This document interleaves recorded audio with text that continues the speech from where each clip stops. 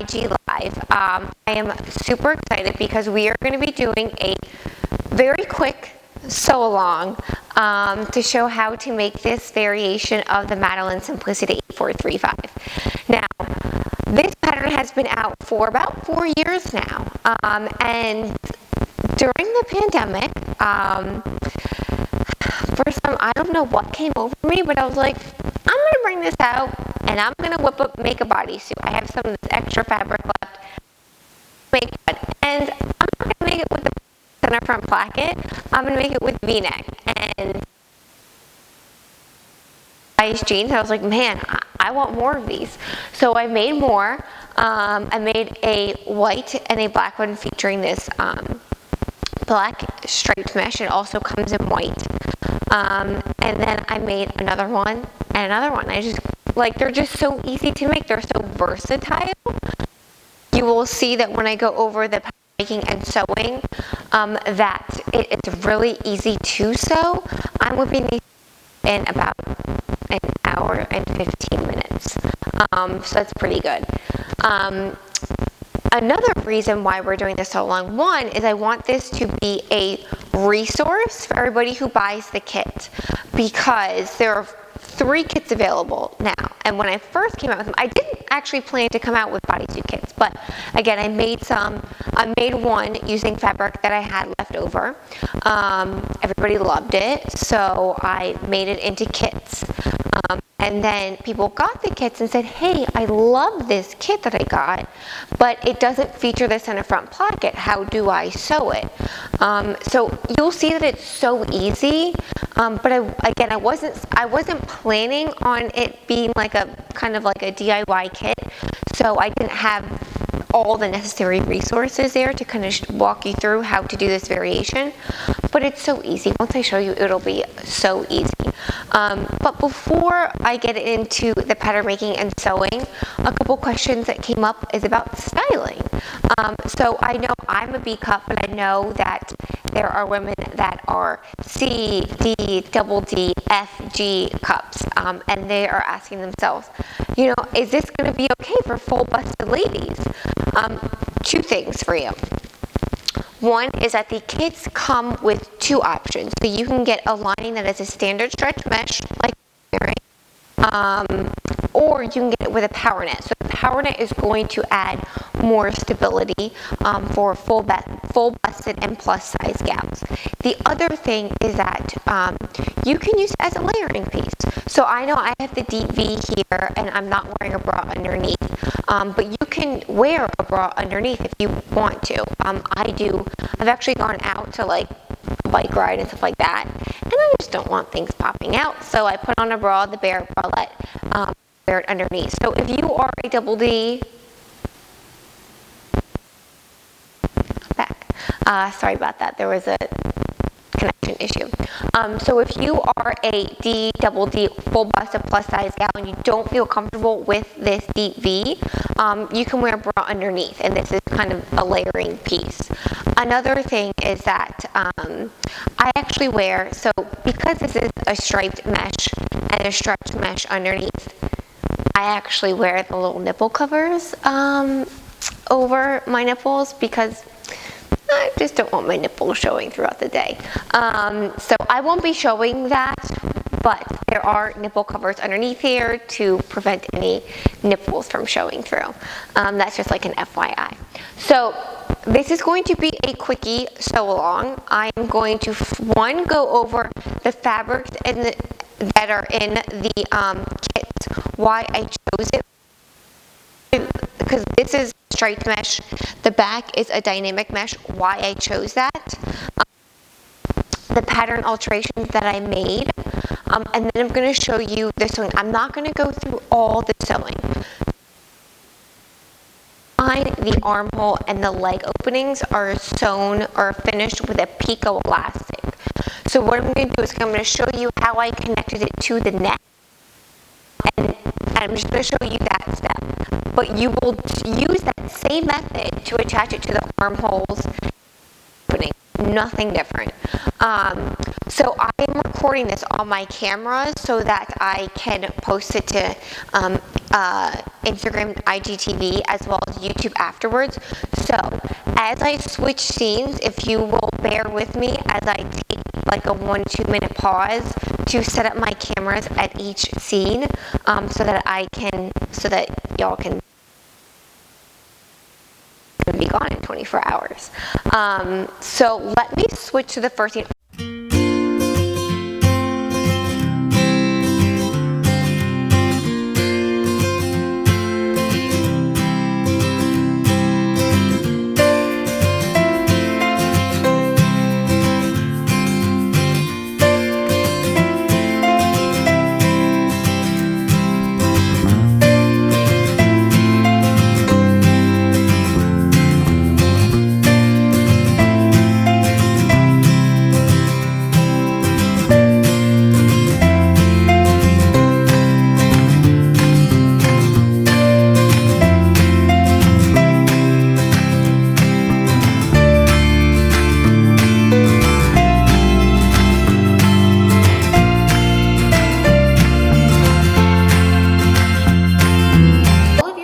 Come with pico elastic, this panty pico elastic, which full-busted ladies and plus-size ladies, you're probably like, that is not enough to offer some support, that soft panty elastic.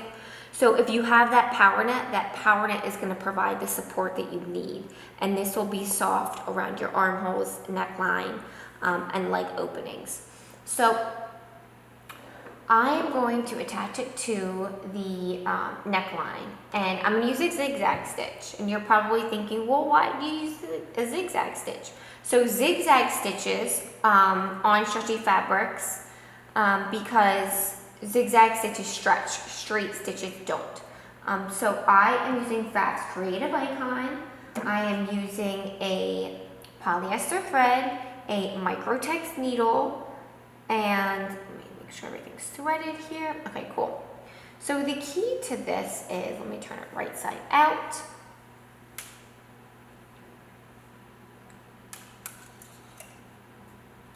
So I'm gonna start at the V here, and I'm gonna work all my way up, and I'm gonna come down. And just like sewing at any point, when I sew that first pass, I'm going to clip in and then turn it to the right, to the wrong side, and then sew the second pass. I will show you, don't worry.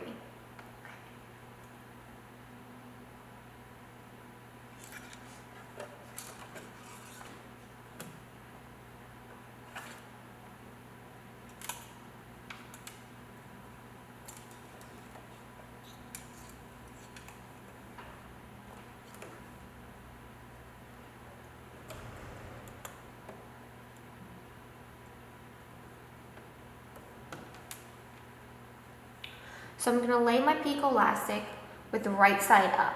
I'm going to lay it so that the picots are facing in and that the flat edge of the elastic is lining with the flat edge of the fabric. I'm going to start at that V, and I'm going to sew with a zigzag stitch. Now zigzag stitch varies from machine to machine, so you're going to have to kind of play around with your machine and see what works, but on this small of an elastic, you want it to be about the width of the elastic, the solid part of the elastic. So I am going to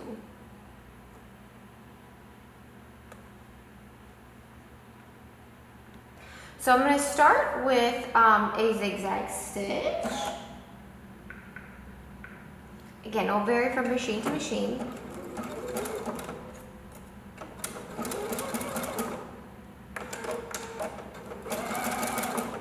I was just straightening out the fabric, and I'm going to sew all the way around the neckline.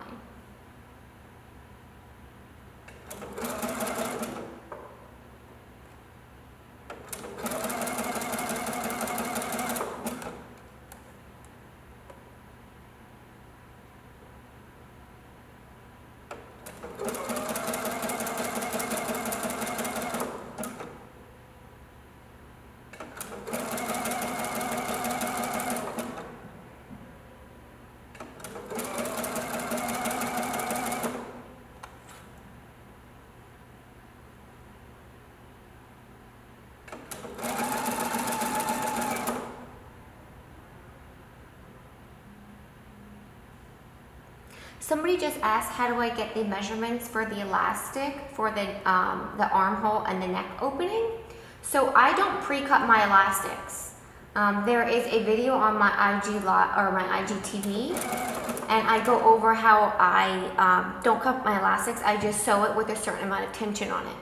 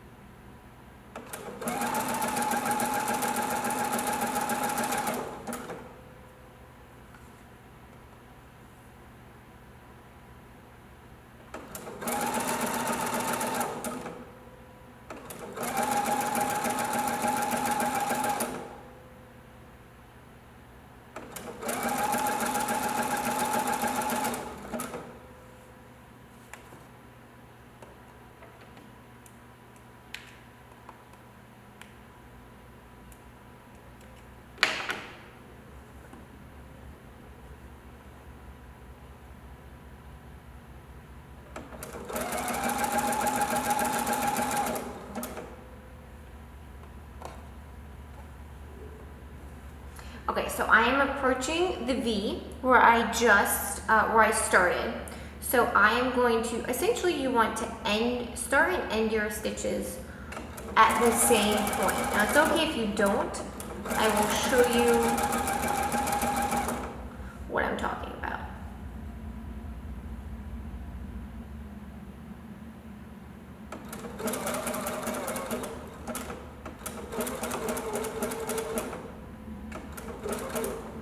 Now, right at the end,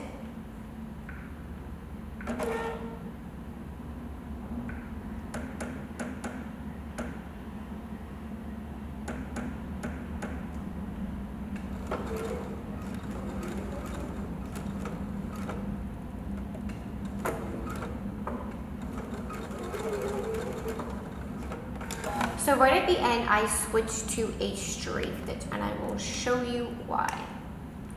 Got my little thread tail there. So if you can see here, I basically wanted to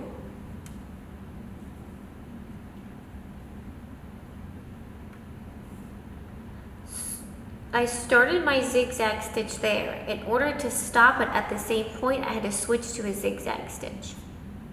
So now I'm going to clip it, and I did this because now I can clip in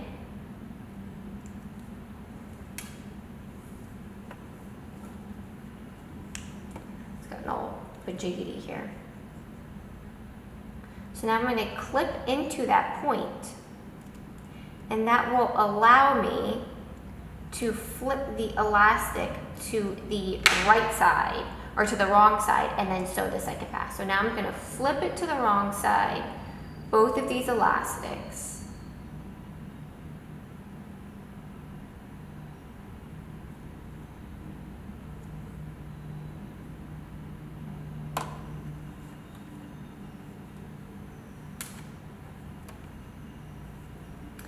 and then I'm going to sew the second pass.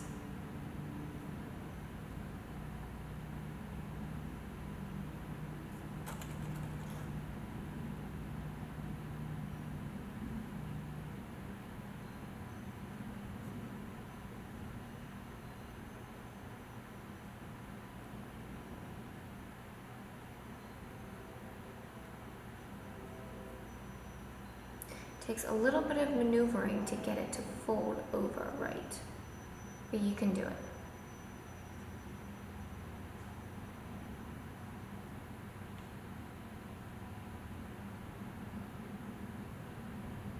There we go. Gotcha.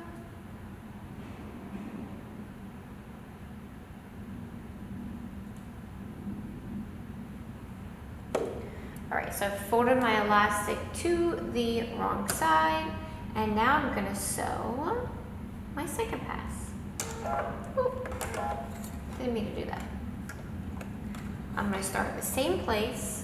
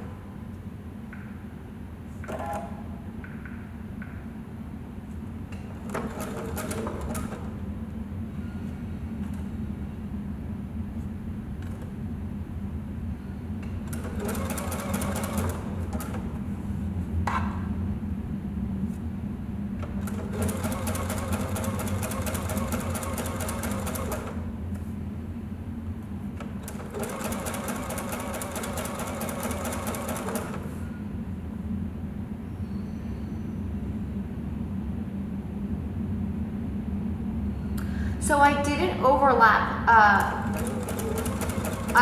somebody asked me if I overlapped my elastics at the beginning and the end. They're at an angle to each other, so they're not overlapped. So at the V, usually when you have, you overlap your elastics like this to sew the second pass. So at the center front V, the elastics are actually like this, they're not overlapped.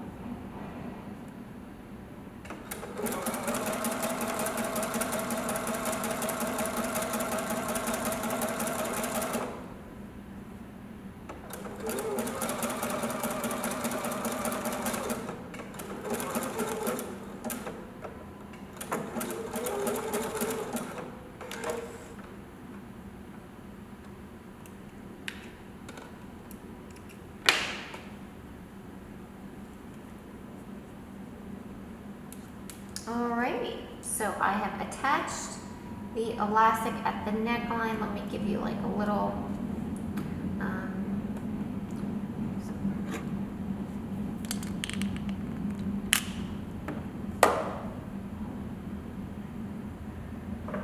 so I have attached the elastic at the neckline.